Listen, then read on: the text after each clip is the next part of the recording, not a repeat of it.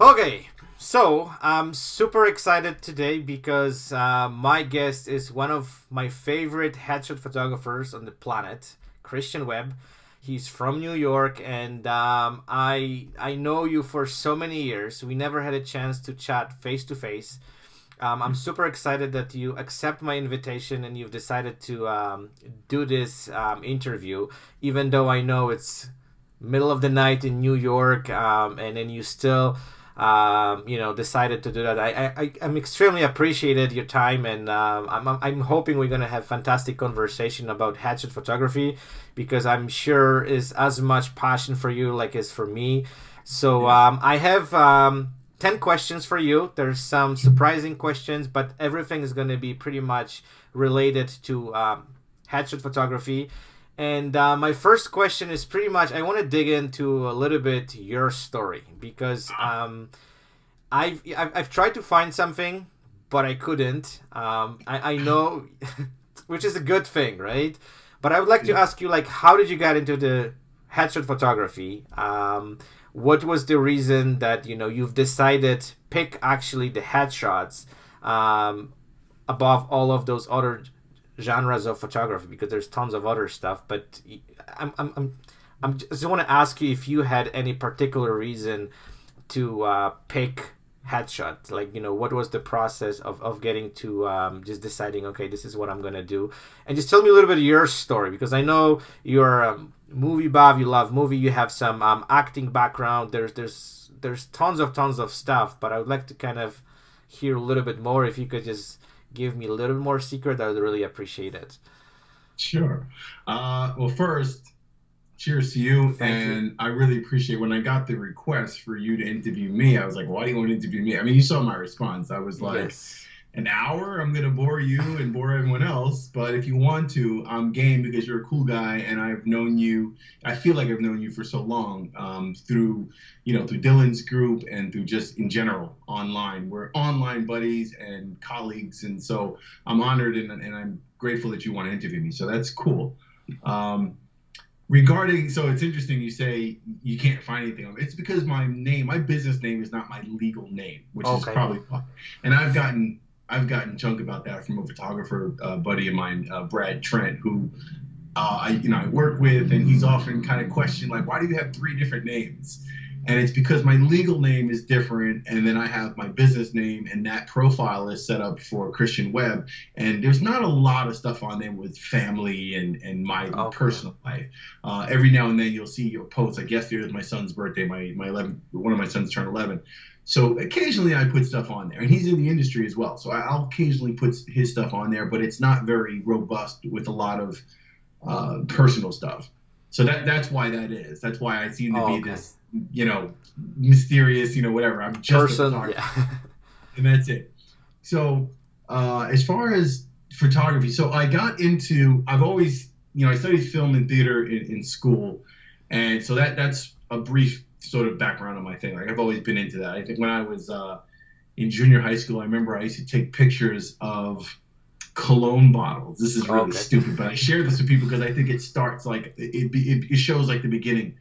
I used to take the cologne bottles like Dracar Noir and Polo and these different colognes, and I'd put them on these little marble things that I would get from Macy's. I'd ask for their little display things, and I would place them on like little velvet tables and try to take pictures the way they looked in GQ. I thought Oh, that was wow. really Okay. cool. It's like, man, I would wet the bottles and try to take little pictures of cologne bottles. So I think I've always had some kind of thing for framing and wanting to shoot. So I don't know why I didn't go into product photography, but anyway.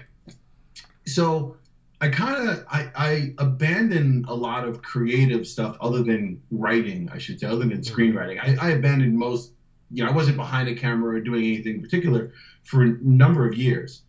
And about I want to say 2007, I Mm-hmm. got back into photography a little bit. My son, actually, the one who just turned 11, he when he was born, I started shooting. I started taking pictures. I was living in Princeton at the time, and it was we had a lot of natural light coming in, all these different doors around the house, and I would always shoot him. And I was always wanting to go further with the. I was like, oh, it's great light. I want to shoot him here. Mm-hmm. I got a little more serious. So I got my first DSLR, which was a Nikon. It was a D90. I Okay. started, and I started getting just fascinated with shooting. Interesting story. One of my best friends and teammates from back in high school, who we had lost touch for maybe 10, 15 years. Mm-hmm. We freestyle BMX together. We half pipes and we competed together and we were on the same team. And we were like really good buddies in high school and lost touch for like 10, 15 years. Wound up reconnecting with him right when I got my camera. And it turns out for the last 10, 15 years, he was this huge fashion photographer. Oh, wow. It was the most interesting, it was just the weirdest thing. And we reconnected like we were best friends, like we hadn't lost a day. And I find out that he's shooting for this. He shot the cover for that. He shot Scarlett Johansson yesterday. He's shooting for Sony tomorrow. And I was like, holy shit, like when did this happen? So it was very interesting. And he was like, all right, you're going to get the photography. You need to get some pocket wizards and some seamless paper and some auto poles. And this is what you're going to do. We're going to do this and some fashion. You're going to work on this. So I started basically shooting whatever I could. My wife is a former model and a news anchor. So I started using her. It's like, hey, it's 2 a.m. I got to shoot you. Let's go. Let's get into the studio and let's do stuff. And I had access to her friends who were all like Latina models and news anchors. That's a good start. So I started shooting like random, just whatever. Mm-hmm. I probably did that for, I don't know, a couple of years, like until 2000. I want to say 2000. When did I do that till? About 2011, 12, 13, somewhere in there. Mm-hmm. It was kind of like hit or miss. I was assisting with Chris, and I was doing random stuff, and I was shooting my son because he models for a lot of agencies. So I was just doing random stuff. Headshots, Peter Hurley. I discovered Peter online, as everyone did at some point, right? I discovered Peter either through F-Stoppers or through some random blog or seeing Peter Hurley. So I was like, oh, the headshots, that's pretty cool. Headshots work for me. I instantly gravitated to it because I like actors and acting and film and that whole process. And I remember getting my headshots done. And so it just spoke to me right away. Peter's style instantly spoke to me as well, also because of the close-ups and the sort of the negative, like, the plain white background and just the actor and this close-up. And I like things framed. I like Brian De Palma's work and everything's like extreme close-ups. And I thought that was really cool. So I kind of started with the fundamentals there. And I knew right away, I was like, I got to shoot headshots. It was kind of just worked for me, just clicked at that moment. Fashion for me was it's a very collaborative process, and it's more about the fashion. It's more about the story and dress and the makeup, and there's like a team of people involved in doing that. And it's such an extremely complex world, and I just didn't see that being for me. So with actors, I feel like it's more of a personal relationship. It's me and an actor, and I love that, and it's engaging. It's a little bit different. So that's kind of where I focused. I started getting into headshots from there. Perfect. So that's actually is a great finish for my next question, because I just want to talk, of course, about your style, because that's something which you developed amazingly. And then, your shots, even, the way I see it, they even shot in different locations, different places, but they kind of have this kind of continuing style. So, you can really I can recognize your shots from miles. Like I remember I talked to someone one day and they actually pointed out to you saying that, if they see your shot out of, like, say there's 20 images, I can pick up with like I know it's going to sound stupid, with my eyes closed, which one is your shot, because they have that style. So I just want to talk a little bit about, your style. Like it was something which you developed over the time, or there's something that you just kind of hit it one day, okay, this is what I'm going to stick to it. Can you tell me about this process? Because that's what's definitely interests me. And you have this, like, I know you like blue, and we talk about it several times online, that, whenever I remember when I knew if I post something with the blue background, you're going to respond to it. So I was just like sometimes teasing you, but and you know what, it was also like, I want to add one more thing. I've been actually watching some interesting TEDx talk, and they were talking about the how people respond to colors, whatever. And for whatever reason, they did some studies. I don't know exactly the details of it, but the person was saying pretty much the best color for social media is blue, and this is like pretty much your face just kind of come out on the back. And I was like, Yeah. okay, he knew it this thing before I did. So that was interesting, and I just want to actually tell you this because apparently people respond way better to anything which has kind of blue tone to it, headshots, images, like whatever you name it. And what was interesting for me, because blue is kind of cold color, right? I was thinking that people are gonna respond more to reds and those kind of tones, but not. Apparently, like if people see shot on Instagram which has majority of blue tone, there is chances they're going to respond to it with like much higher frequency. So that's kind of interesting. So let's go back to your style, and if you could just share a little bit more details on that.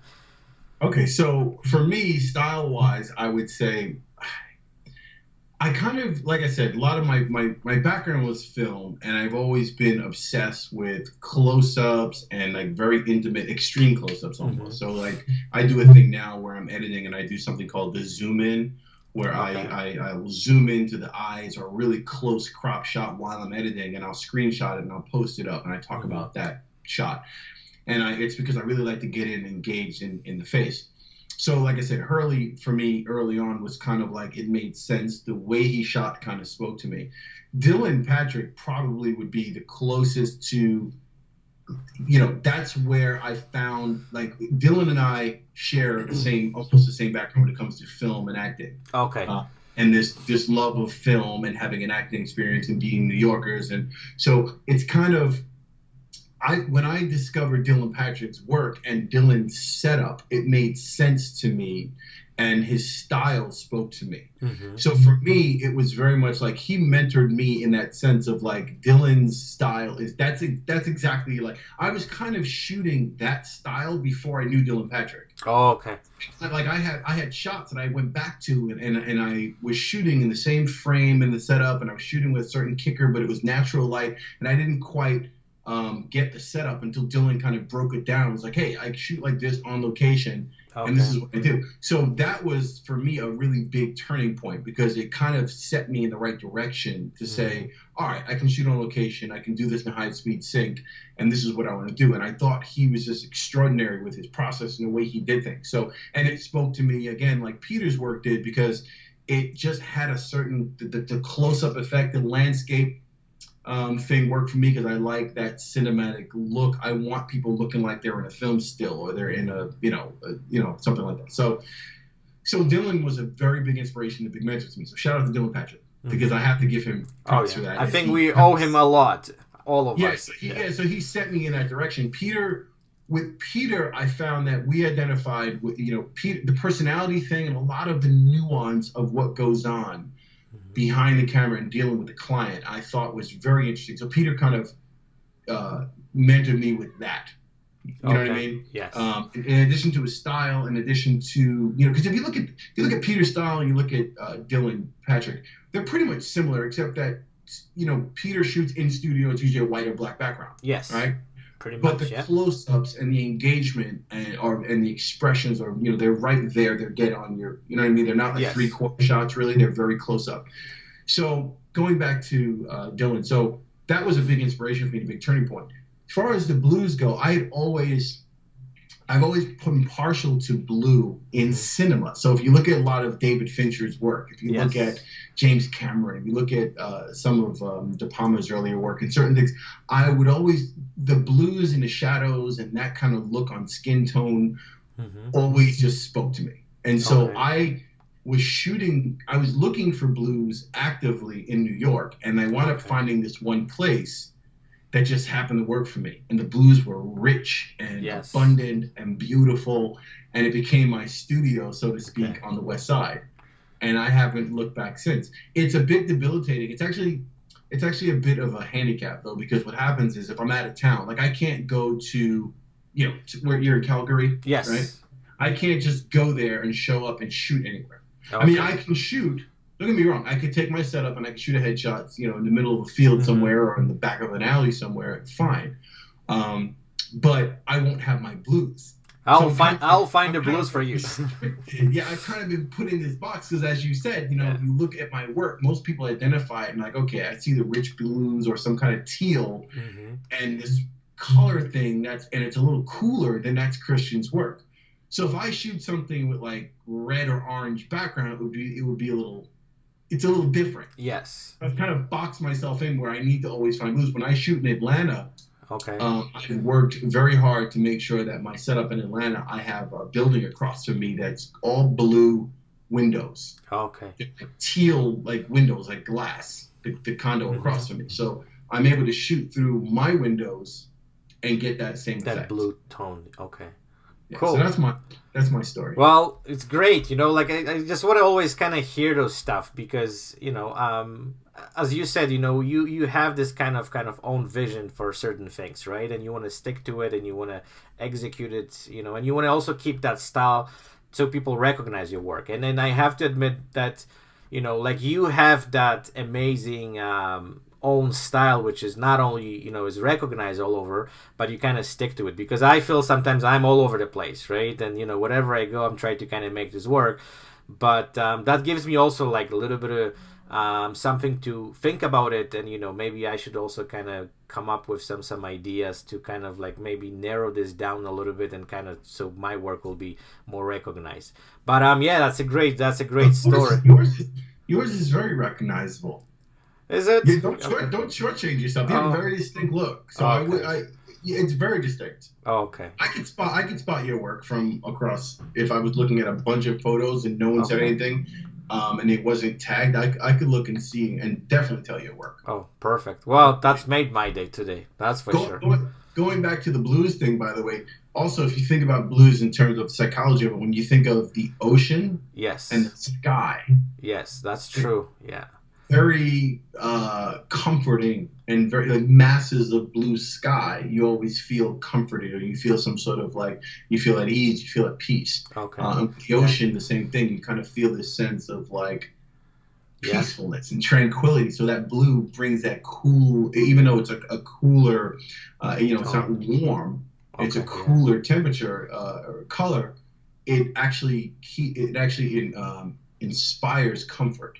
Okay, so now you're digging really deep into like psychology, right? And then Dylan was doing kind of the same thing. He was like, we are starting with some questions, and then like he was just taking this to completely different avenue, which was kind of, that's also shows me that like you look at the headshots from also completely different angle, and that actually that brings my next question. So would you mind and tell me what's the recipe for the good headshot? Like, when you shooting, what you looking for, and, like, what's your kind of, recipe? What is important? What is less important? I just want to kind of, if you could just give me a little bit of your approach, because the main reason I'm asking this is whenever I post stuff on social media, and I know you probably experience the same thing, the first thing what people ask, like, what lens do you use? What camera do you use?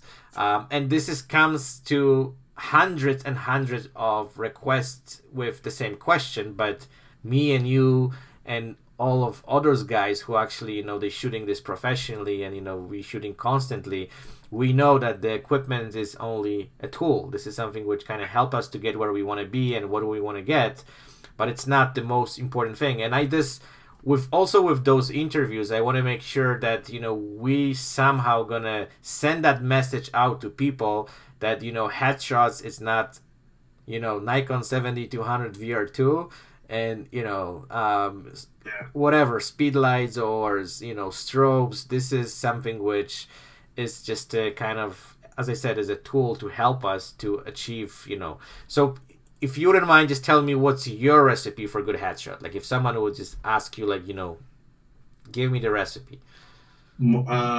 So it's interesting you say recipe, because I saw a friend of mine, or a Facebook friend, I was scrolling through someone's timeline, and there was a female who said, you might have the recipe, but it doesn't mean the sauce will taste the same, or something like that. It was some interesting meme or something she put up, and I thought that was really interesting. But and it goes back to this idea when I have people say, oh, hey, what lens and what aperture are you shooting at? I'm like, it doesn't really matter. I could tell you all that, and you still won't be able to do what I do. Yes. And it sounds arrogant, but I don't mean it like that. I just mean if it was as simple as everyone having a formula, then we'd all shoot the same exact quality headshots. Right? Exactly. We don't have the same exact quality shots. If everyone knew the formula and had the same equipment, we would all have it. So for me, it's okay. So I'll preface everything by saying that you are 100% on the money. The gear is absolutely irrelevant to me. I'm not a gear person. I've been using the same camera, D800, and the same 7200 lens since I've gotten them. I've never changed. Welcome to the club. Yeah, I haven't changed anything. I haven't got the D850. I haven't changed. The only thing I've ever changed, I went from speed lights to the Flashpoint, the Explorer 600s. And the reason for that was based on need. It wasn't based on, oh, Flashpoint, this is exciting. I need new lights so that my headshots will be better. I changed because I wound up having a job in Atlanta. I was hired to shoot like 40 actors in one of my weeks that I was down there. Mm-hmm. And for me, I wanted to make sure that I was going to be shooting a lot of people per day. And I didn't want to do the loop, my rechargeable batteries in 2 speed lights. I wanted to either have some at the time I was dealing with Pro Photo, and I was trying to actually have some B1s with me, but I couldn't get them. So it was kind of like, I want to make sure I have a backup. I want to have some more quality, durable lighting situation as opposed to my 2 Nikons.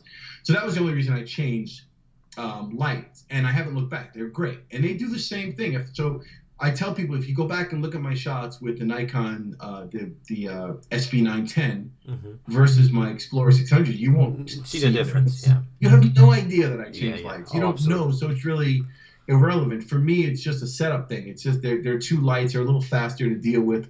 There's more power, obviously, and they're more durable. Mm-hmm. And the fact that I can plug them in, and the fact that what's the other thing? What was the other thing? I don't have to use batteries and stuff. Yes. Right. That's all it is. So my formula, my recipe outside of the gear stuff, really is the actor. It's really the relationship with the actor and I need to capture them. Mm-hmm. My formula starts before they get in front of my camera. I try to get to know them a bit, either through social media or when they email me or when they call me, and try to figure them out a little bit, or look at their photos and kind of get a sense of them. So when they show up, I have a good time with them. It's like I'm really concerned with having a great relationship with them in front of my camera. And that for me is everything, and trying to get them to be relaxed and capture them and their expressions. Mm-hmm. So if I can do that, then I've had a successful session. And that's really what it comes down to. The lighting, the composition, I make tweaks. I get mad at myself later on because I'm like, oh shit, I had them lean too much in this shot. I really like that shot. They're too much this way, or they're too this way, or man, I screwed up. What the hell was I thinking with my key light? I was a little too hot on that. Little technical things, but more important is making sure I captured them the right way, and that the relationship with them while I'm shooting them is working. Perfect. And it's a redundant thing when you think about it. It's a very redundant process. Absolutely. And I explain that to my clients while I'm shooting them, because oftentimes they'll feel like, are we just going to stay in the same position shooting over and over and over again? Yeah. And I explain to them, like, look, it's really important for you to understand. I might take 10 shots of you in that same position, right? We're having fun, we're shooting, you're in the same position, I'm in the same position, we're shooting. But from shot to shot to shot, there's going to be small nuance. And we're just going for that one shot. We need to get, at the end of the session, you've got to end up with 3 to 4 shots that you're going to use permanently, right? Oh, absolutely. So from shot 6 to 7, maybe in shot 7, expression on your face was perfect, but you were way too leaned in. Yeah. I screwed up because I told you to lean in more, and you're like falling up, right? Shot 7, your mouth was a little weird, too tense, right? Shot 8, your eye was a little off. It doesn't look right. Shot 9, perfect. Yeah. Perfect expression, perfect composition. Everything was flawless. Look at that shot. You know that. Feeling. Oh, I know that feeling. Yeah. You get all excited. They get excited. So it's like it's a process. So as long as going through the session with the client, we have this thing going on. And I don't know if you've seen some of my live videos or something. I kind of get a little zany. I have fun. Yes. And I think that's the most important thing. They have to feel like they're in a comfortable environment. So the formula for me is making sure, and this is probably more Peter, influenced, that ability to be yourself and have fun with your clients. Oh, absolutely. Because it's something I don't think you can teach it. I've had people call me or message me or ask me questions online about how do you get your your people comfortable. And I'm like, it's not something you can teach. You Yes. kind of have to have a personality to deal with people and have fun with them and do crazy accents and shit. Like Yeah, yeah. really, you have to be able to do that on your own, and that's probably the most critical element of your session. Perfect. You So, know what I want oh, to. I know exactly what you're talking about, and that, you know what, and what is interesting that we going kind of for the same process, right?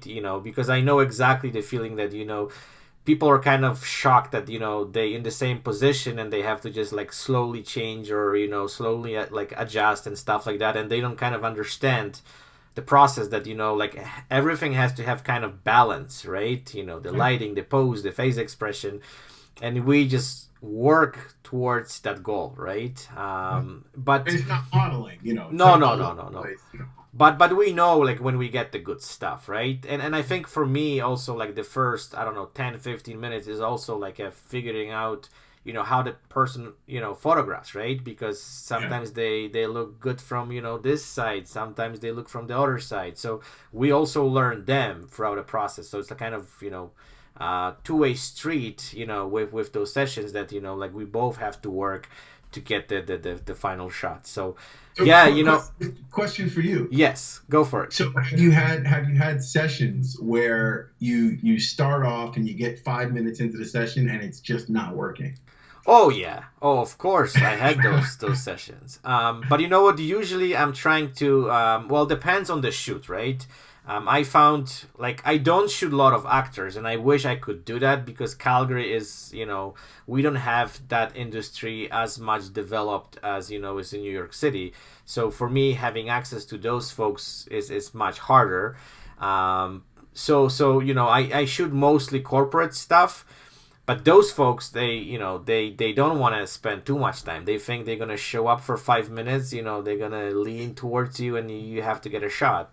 So that's difficult. But also what I found, and I'm sure you have the same thing, that it's a process, right? It takes time to kind of know the person a little bit better, to interact with them, and I can see when they open up to me, when they kind of break that ice and they're like, okay, now we can shoot, right? So usually the way it goes is like you just working hard, and at some point they like, wow, okay, you know what, now we can work. Yeah, They have this different kind of face expression. They trust you a little bit more, but that consume time, and sometimes the problem is that we don't have that time, right? So true. I'm Yeah, trying to most of the time to just tell them way ahead that I'm gonna need, if it's gonna work, then it's great, but if it's not gonna work, I need a little more time. So most of the time, they understand that also they have to work a little bit more because that's what's gonna benefit them at the end of the day, right?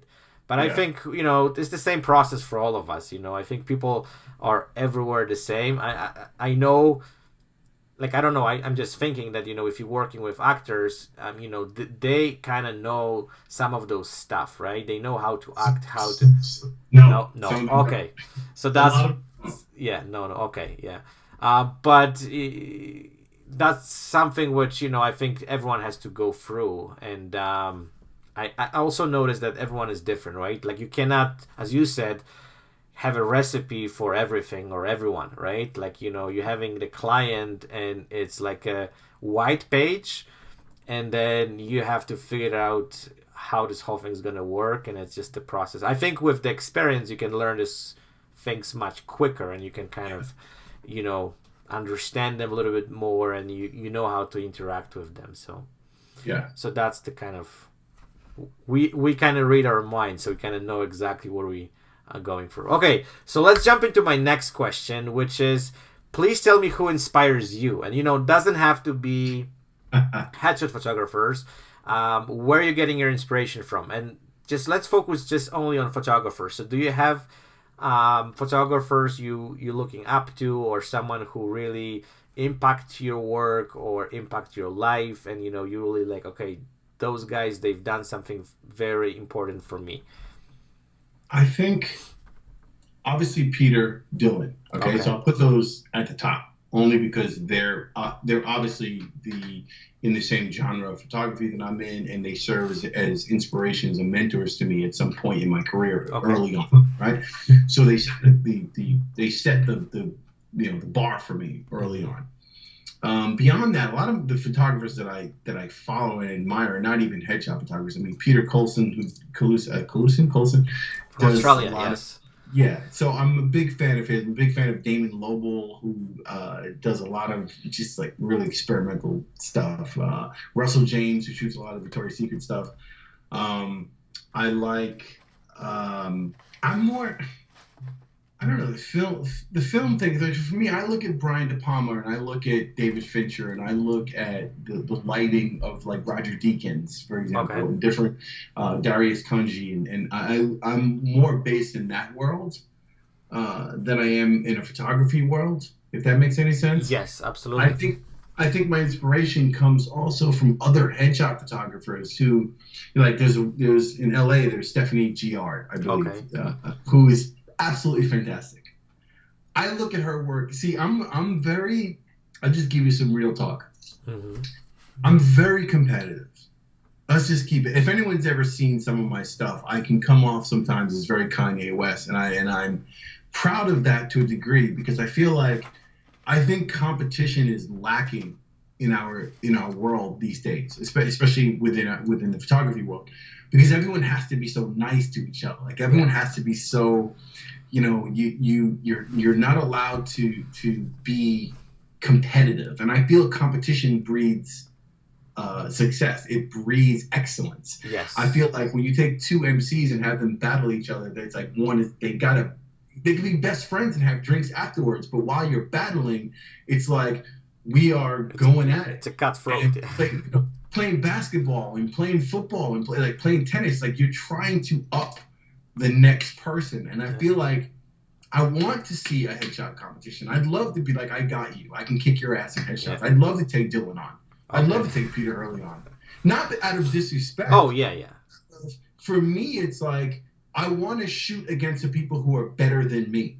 I want to find the people who are doing shit that I can't do, who I look up to, because it forces me to up my game. So I look at other photographers. Like I look at, like I said, Stephanie in LA, who's fucking phenomenal. Stephanie's work is, she's a lot of natural light, but it's like a combination of natural light and other stuff. And she, what she's doing in LA, I look at that sometimes. I'm like, oh my God, I can't mess with that. Yeah. that fucks with me. Yeah. Like, I'm being real with you. Like, I'm one of those people who's like, you are not gonna best me. Like, I don't ever want to be in a position where I feel like I can't keep up, or my shot is not going to be one of the best shots, or I'm not going to be one of the best in the game. I want to be one of the best in the game. I'm not a big fan of like, oh, I have to remain humble. And I know that sounds, I think it's, let me change that. Okay.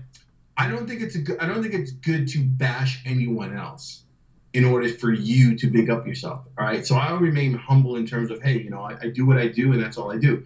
But I'm also a big fan of saying you need to have goals to look at things to up your level of work. Yes. So I look at other things and say, okay, I need to get that good. I need to get better, or I need to be better than that person, because my job is to be the best I can be. So going back to your original question, my inspiration comes from the people that I see who are doing excellent work. Like I said, Dylan, Peter. Looking at that work early on in my career, it was like, I need to get cleaner. I need to get better. Peter's got that little thing and it's pissing me off because I need to be able to be that good. Dylan just knocked it out of the park with that one headshot. I'm like, fuck, Dylan, I got to get better than that. And I have to be able to stand in a room full of other photographers and feel like I can step on a stage with you and I can whoop your ass. And I think that's a good thing. Absolutely. You know what? I completely agree with you. And but that's what kind of gets us to the better spot, because if you're kind of, as you said, like, you don't want to take the competition on and you just like, oh, I'm always kind of like behind and you're never gonna get better. Right. I agree with you that we're living also in the world where and I completely agree when you said, like, you want to kind of battle someone, when it comes to the work. It's not about kind of bashing, someone's work and say like you're bad or whatever. But I think I agree with you that, I think the social media also changed as a lot of ways that, like, even I've noticed that, if you comment something on social media and you kind of put a little bit more harsh language, people just like, first of all, they ask you about, to being kind of critical about their work.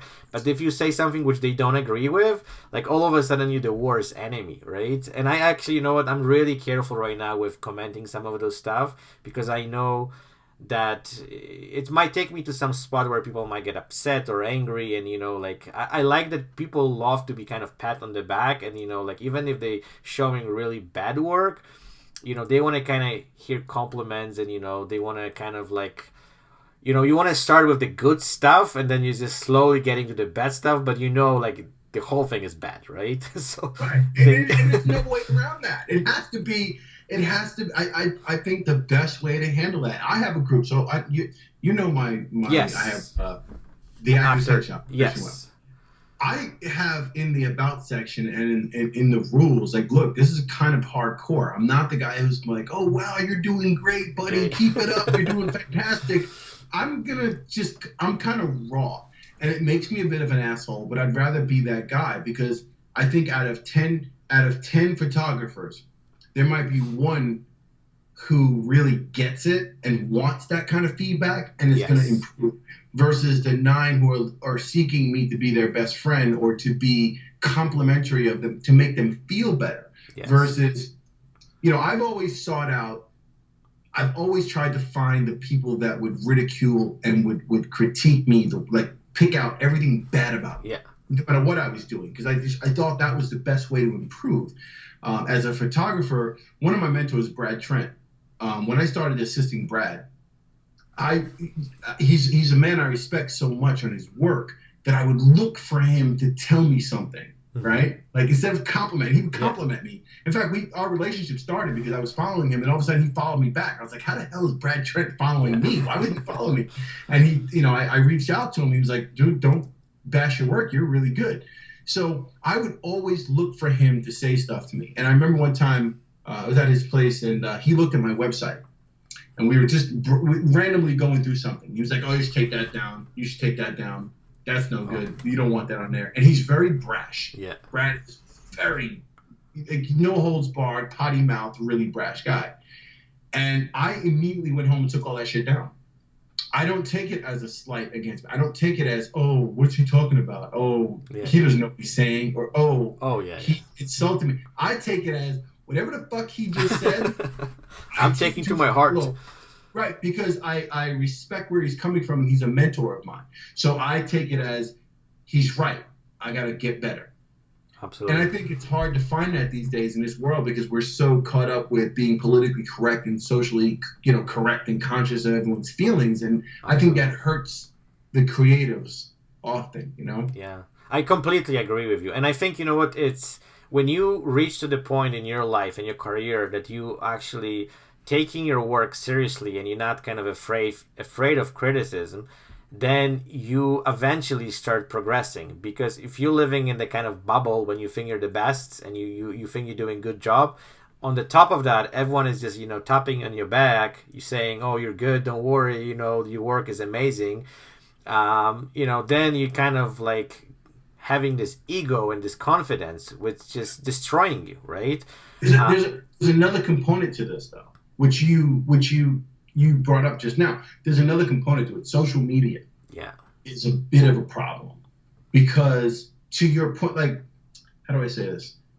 If I can get critiqued by, let's say, in a group, let's say in one of these Facebook groups, photography groups that I belong to, I can have random Joe Blow critique my work, but random Joe Blow doesn't know his ass from his elbow, yet he's critiquing me. Yeah. And it's kind of like, it's a weird thing, because as you and I are both understanding, we both agree as professionals and people who have achieved a certain level of success in our careers, we're saying to each other now, like, you and I are in agreement that, hey, if Peter Hurley were to talk to us and give us critique, we would know to respect that, right? Oh, absolutely. But if Joe Blow from Wichita, Kansas, who can't shoot for shit, couldn't shoot a cat, okay, is giving us feedback on social media, does it make us that then are we contradicting our own advice by saying we're not listening to him? Yeah. And that's one of the things that I talk about that regularly. I always bring up, I have an entire video on it on YouTube that talks about qualified opinions. Mm-hmm. That if you're going to find mentors and get feedback, you really can't do it in a Facebook group where you've got 10,000 members and everyone is entitled to their opinion. Yes. Because you need to get if I'm talking to you in Calgary and you have something to say to me, I can listen to you. You understand? Yes, if absolutely. If Dylan were to call me and say, hey, blah, blah, blah, whatever, I would listen to Dylan. Yeah. If Joe Blow in some photography group wants to hit me up and give me criticism, and then I go to their website and it's like, you couldn't shoot for shit. Like, how are you telling me anything? It's a bit of a problem. So social media becomes a whole nother realm of like, where are you getting your advice from? Where do you seek your mentors? And I think it's really important that if I have any message to this rambling that I'm doing, it's that if you're an aspiring headshot photographer, find your mentors and choose correctly. Absolutely. Make sure you're finding people who you admire, who have a certain level of success, a certain level of achieving quality and a certain standard, and limit your feedback from the world. Like kind of close out. I think it was Zach Arias who was talking about, just forgetting the white noise and just, zone out of that. Find your few mentors and deal with those people. Don't let every single person who has an opinion on Facebook in a group affect you. Absolutely. 100% agree with you. And you know what? Also, like, I want to add one more little thing that sometimes people pick things which have nothing to do with the headshot. Like you're just putting to critique, I don't like her jacket, which has like nothing to do with the shot, right? But they try to kind of rip apart your image and just pick on something. They try to find something that they kind of feel that, they know stuff.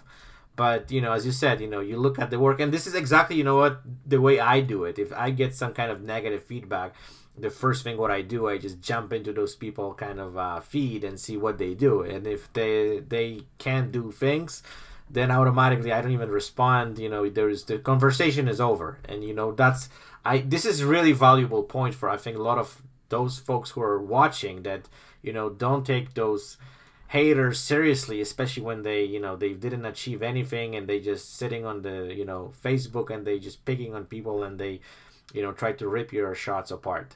But that's and there's always someone who says, there's always someone to defend them who will say that everyone's entitled to their opinion. Yes. And I agree with that. However, the way I always summarize this and kind of make the point is, if you're trying to get better at free throws, right? Absolutely. Yeah. And there's a guy next to you on the foul line who's shooting 25% from the free throw line. And then he's telling you what you're doing wrong. Then there's a guy to your left who shoots 90% free throw, right? Forget about the guy shooting 25%. It's true he might have an opinion and maybe he's got something to say, maybe he's got some technique, but he's only shooting 25%. Yes. Right? So like, that alone should disqualify him from improving your game. You want to move to the guy who's shooting 90%. Absolutely. And whatever he's doing, pay attention to it. And always find people who are better than you. Never find people who are on your same level. That's another lesson that I often stick by is I don't want to work with other photographers who are either not as, I don't want to say good. I should say good.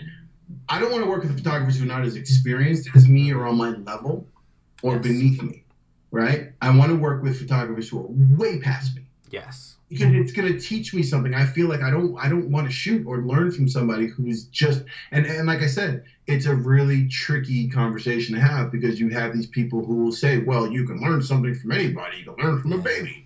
Well, we're going to have a lot of haters tomorrow, so. I can learn from a baby, but I mean, the baby's not going to teach me about like proper, aperture or some random little trick that I should be using with something for skin tone or some special technique that I didn't understand.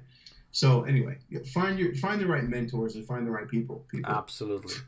Okay, so now we're going to go to a little bit of a different topic. I know you're a huge movie buff. You love movies. You're really inspired by them. So let's say you could have to pick wherever you want, from the entire movie industry, some celebrity you would like to have at the front of the camera. So who that would be?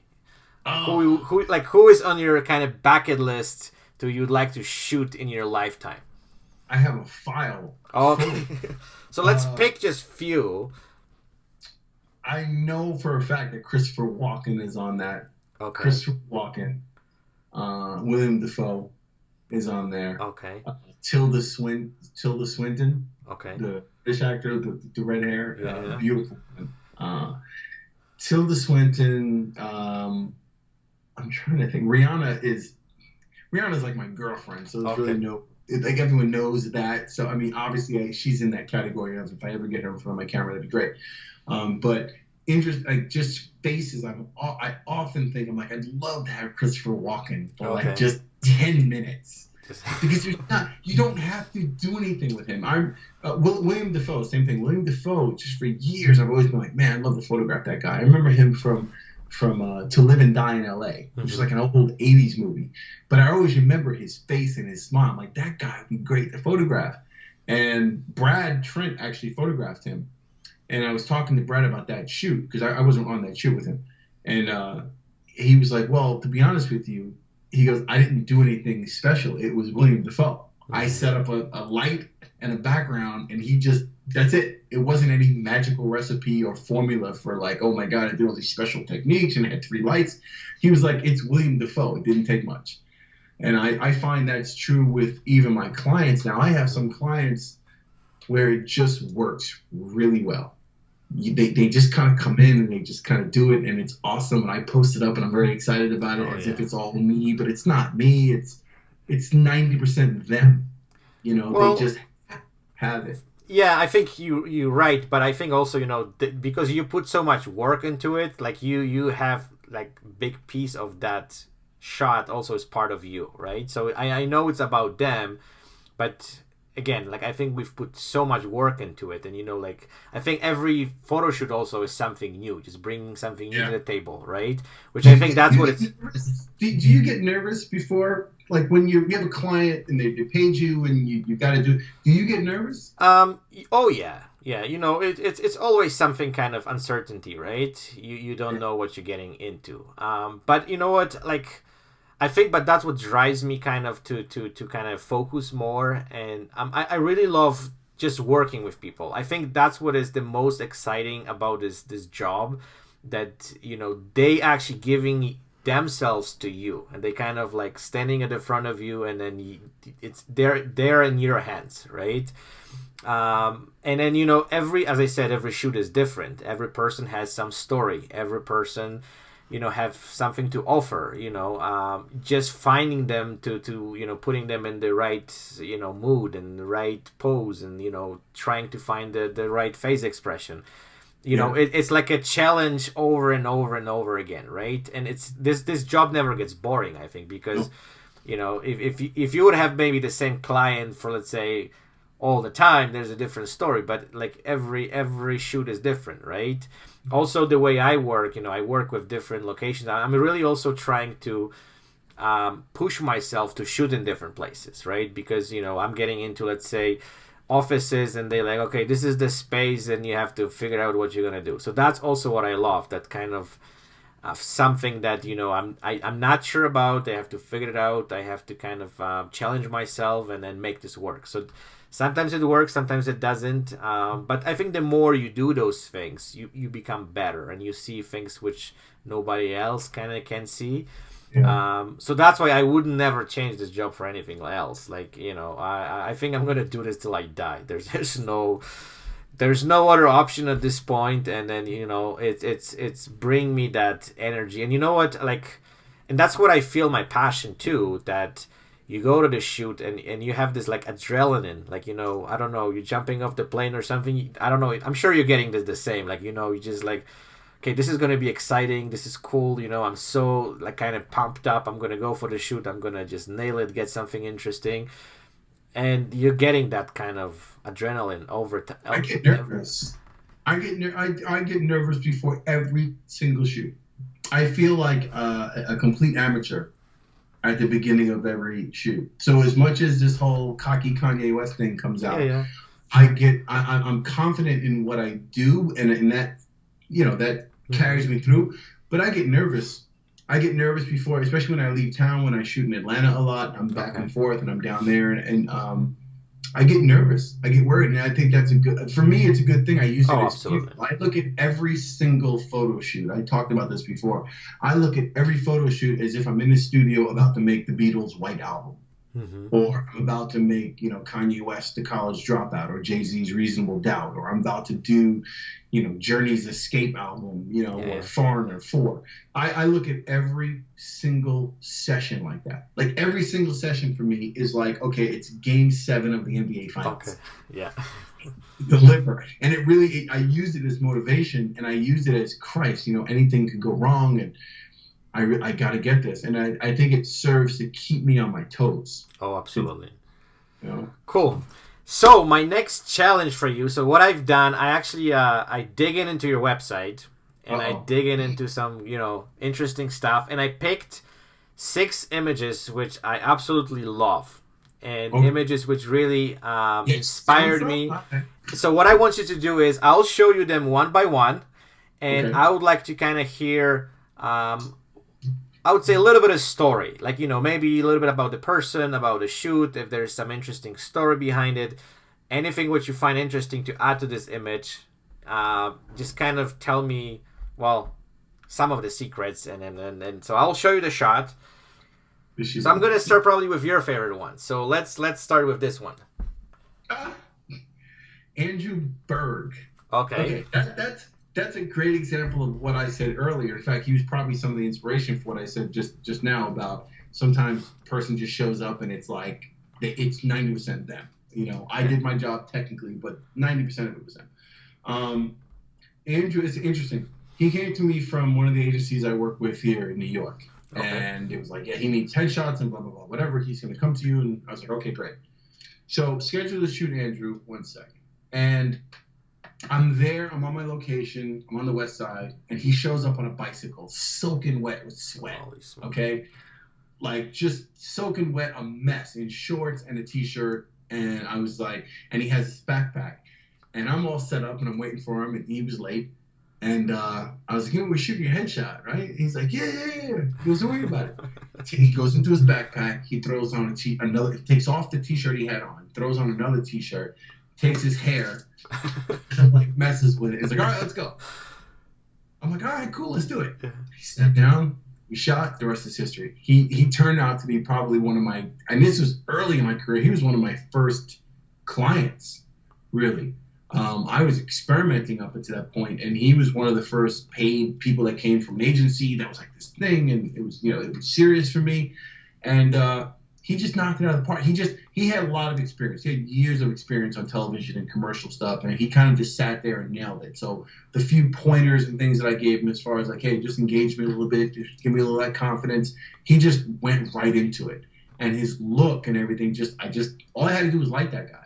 Yeah, well, it's a great shot. Like it's like it just stares at you, and you can look at this image forever. Like, it's really cool. Okay, so let's go to the next one. Delaney. That was it. I shot her twice, actually. Delaney came from an agency as well in New York.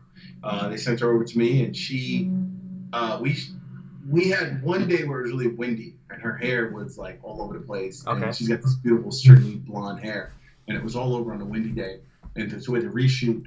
And Delaney was just the coolest. She had a really tight lip though. She had like that resting bitch face. Yeah. And she would tell me, she was like, I got like resting bitch face, and I was like, all right, well, let's just just keep blowing out of your mouth. If I see the tension, then we'll get rid of it. And she was very easy and pleasant to shoot, and we had fun. I actually experimented with her a little bit early on because she was another early client of mine, and I remember I hadn't quite nailed the specifics of the location where I was shooting. I had like several options within the same location of like where to set up. Like, should I set up over here? Should I set up over here?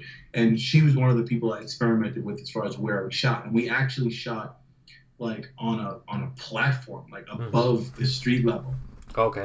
like docking, like some platforms, and I moved the lights up on top of these platforms and shot her up there. And Okay. that was it. Perfect. So the next one is, Ah, and I absolutely love her face expression. Like it's just beauty. Like you just yes, nail it to the exact second to what you're supposed to do. beautiful Like girl, yeah.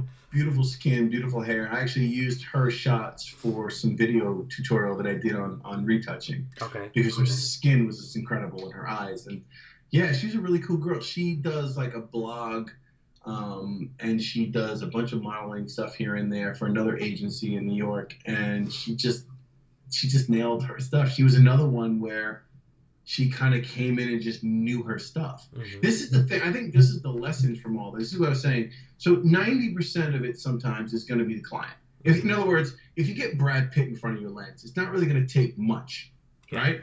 Providing you know what you're doing from composition standpoint and getting a clean, sharp image and knowing how to, photograph somebody, it doesn't take much to have Brad, Pitt in front of your lens and get a decent shot. Mm-hmm. Angelina Jolie, okay? Halle Berry, right? It just doesn't take a lot of our expertise to get that shot. They kind of know what they're doing. They've got the looks. They've got the angles. They've got the eye stuff. So it kind of just works. So when I say that a person 90% of the time, it wasn't me, it was them. It's because 10% of it was me just doing my job as far as composition and lighting and my technical ability to get clean, sharp images, right? The rest of it was all them. For a headshot photographer, when it's not that easy, when they don't bring all that, when it's not Brad Trent, 90% of the job is on us because we have to train them or work with them to be comfortable enough to get the best out of them. So sometimes we're very lucky, and that is a case where I got very lucky where, the first guy you showed, Andrew, just incredibly easy to work with. This last shot, incredibly easy to work with. They just kind of show up and do their thing, and it makes it much easier for me. Perfect. Okay, let's go to, I have 3 more. Okay. Michael Cox. Okay, so that's Bradley Cooper's little brother, we call him. Okay. He's literally my first ever client. Okay. And he came from an agency. So that's the shot which you've done on the first session, or did you shoot it? That was my first session in my studio on the West Side in New York, outside my studio. That was the first time I shot there was with him. But I had shot him earlier. I shot him locally around where I live, over by a school somewhere when I was first testing my softbox and my speed lights. He was one of the guys that the agency sent to me to test on. And I shot him. The shots are somewhere online, but it's a shot of him, and it's like you'll see the green. It's when I first discovered that I hated green. I hated grass. And he's in that shot. And those were my very first shots. Wow. And then I reshot him when I found the location. I reshot him there, and that's what those shots are. Wow, incredible guy. He's the best thing about Michael Cox is that he was the reluctant. He's the reluctant, good-looking model guy. He's like a really kind of doofy, fun, cool. He's a lifeguard in New Jersey. He doesn't have any pretenses. There's no like, oh, I'm a model. If you look at his shot, he looks like he's, Mr. Cool. Yeah. Oh, yeah. But he's not. He's like a really fun, cool, doofy kind of guy.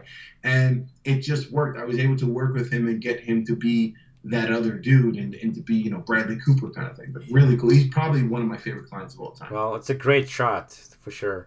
Okay, so now we're going to go to those shots which I think the face expressions which you got, I have to say, more than perfect. So let's kind of look at the shot, and I'm sure you're going to... Wow. Okay, so that was an interesting... When he showed up, I thought it was going to be a difficult session. I honestly thought I completely misread that. I thought that I was like, that's going to be a difficult session. He's a little guy, really short, and had a very interesting look, very character type, like just incredible. Like he had a lot of scarring and like he just had a certain look about him. And I was like, man, how am I going to shoot this guy? Incredible guy to work with. I mean, just fun, had the expressions. He had a lot of theater experience, a Mm-hmm. lot of New York theater experience. So he was very comfortable with himself, and he knew himself, and he knew his looks, and he understood his emotions and the way what he was bringing across on the camera. So that was just a great session. Just worked. Perfect. Great guy. Awesome. Okay, so the last one is this shot. Michelle. I really love this image, and I think you said something that she can go straight to Law and Order or something, like some kind of. But which she's going for, yeah. Oh, she was okay. going for that look. Michelle, that was in Atlanta. That was on a rooftop in Atlanta before I found my other spot. So that was on a rooftop outside somewhere. And Michelle she just had that short. She was another one. She had a very interesting look. She had the short cropped hair, and she was very like poised, and she had a really good sense of energy about her. And it just and her eye color. So between her eye color and her hair and her different look, she had a different look about her. She just knew. So that's the thing. Some actors completely understand their look and they get it and they're comfortable with it versus actors who don't quite know their look, or they want to look another way, or they're not comfortable with the look they have. Mm-hmm. So that's usually a problem. But sometimes people come in and they have a very distinguished look, or they have a very quirky look, or something about them it's a little weirder, let's just say, which is really beautiful sometimes. I mean, the most beautiful people usually have some oddity about them. There's some weird eye or something about their nose, or they're not perfect. Some uniqueness, yeah. Yeah, there's a uniqueness that makes them so beautiful. And Michelle's one of those people where her eye color and the short hair for her face, she had a very angular face, and she knew herself really well. So when she looked at the camera, it just worked. Perfect. Okay, so I have a couple more questions for you. Yeah. So I want to ask you, looking at the last, I would say, 5 to 10 years, what have changed in headshot photography would impress you the most?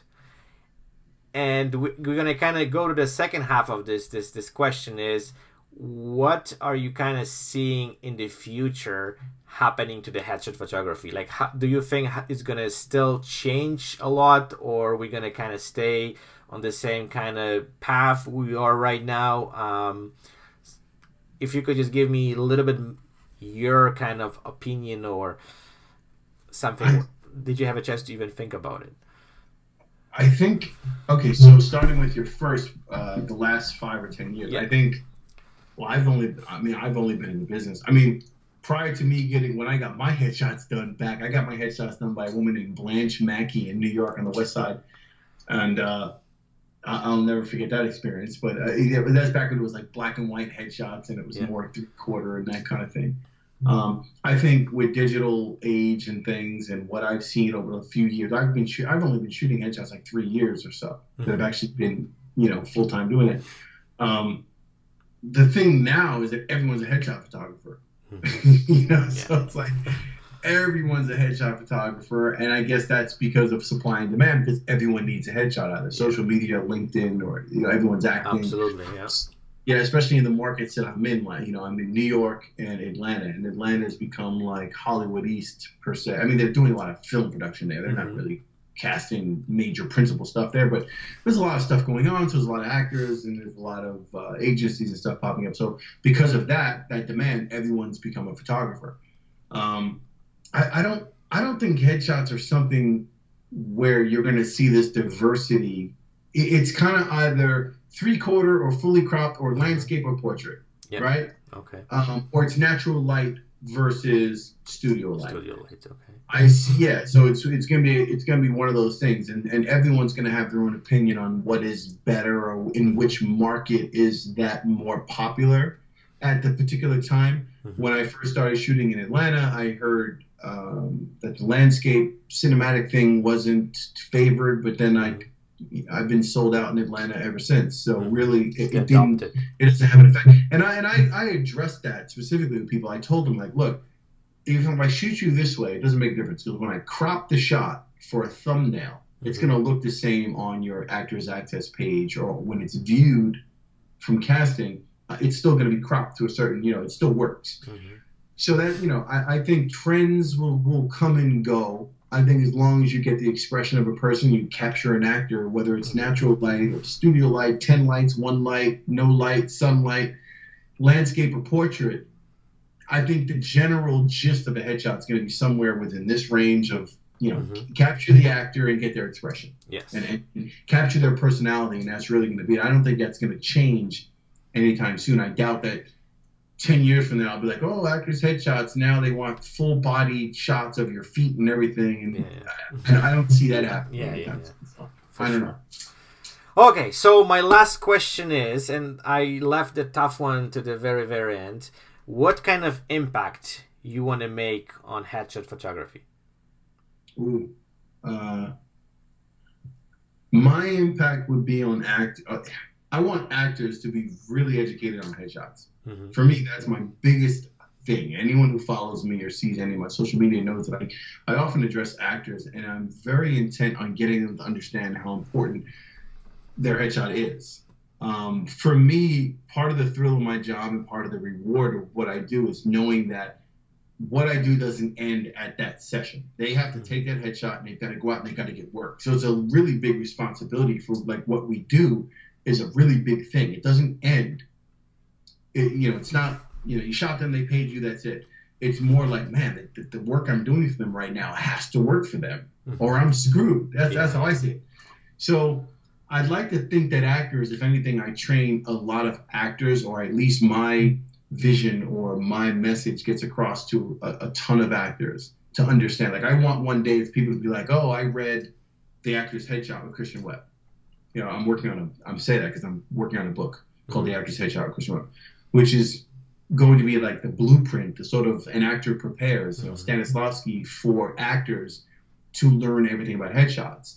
Because I feel like in acting school, they don't teach you that. They you kind of learn, you have to get a headshot, but they don't have a whole course or a week or two where they discuss the importance of your headshot, what to look for in a headshot, how to be prepared for a headshot, how to come into a session ready for a headshot. And I think if I can do that and have that impact and have people say, hey, I learned a lot, or I got better headshots strictly because I learned those few things from Christian Webb, that'll be a good thing for me.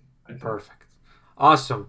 Thank you so much, Christian, for your time. I really appreciate it. I think we have a great chat. Was lovely to chat with you, and I hope, at some point, I have a family in New York, so eventually I'll definitely visit you, and we can have a glass of wine or beer together for sure. Again, I just want to say that keep inspiring people, because your work is extraordinary. Like I've learned so much from you, and I have to admit that sometimes I was looking at your work and I was like, I need to get like this guy. Like that's good. Yeah. So you were really big inspiration for me, and then also what I want to say that I'm also thankful for. And I don't know, this is unique for headshot photography industry, but for whatever reason, people are more open to share their knowledge. I'm coming from kind of like wedding photography industry, and those that really nobody would tell you anything. Everyone was just like, okay, this is my secrets, and this is my stuff. But for whatever reason, I found in headshot photography, we have completely different approach. We share the knowledge, we help each other, we do things which definitely help us to get better. So that's something which and I think you and Dylan, and there's a bunch of other guys who they start this whole thing, which is extremely amazing, and I'm hoping we're going to continue this whole thing, because that's going to bring this entire industry to the next level. So thank you so much for your time, and let's keep in touch, and thank you again. I appreciate it, man. Thank you so much. It was a pleasure to be here, and shout out to everyone who's, like I said, been an inspiration, and people who are doing their thing, and anyone I've inspired myself or whatever. I appreciate the feedback and such, and you, Raf, appreciate you. All right. Thank you.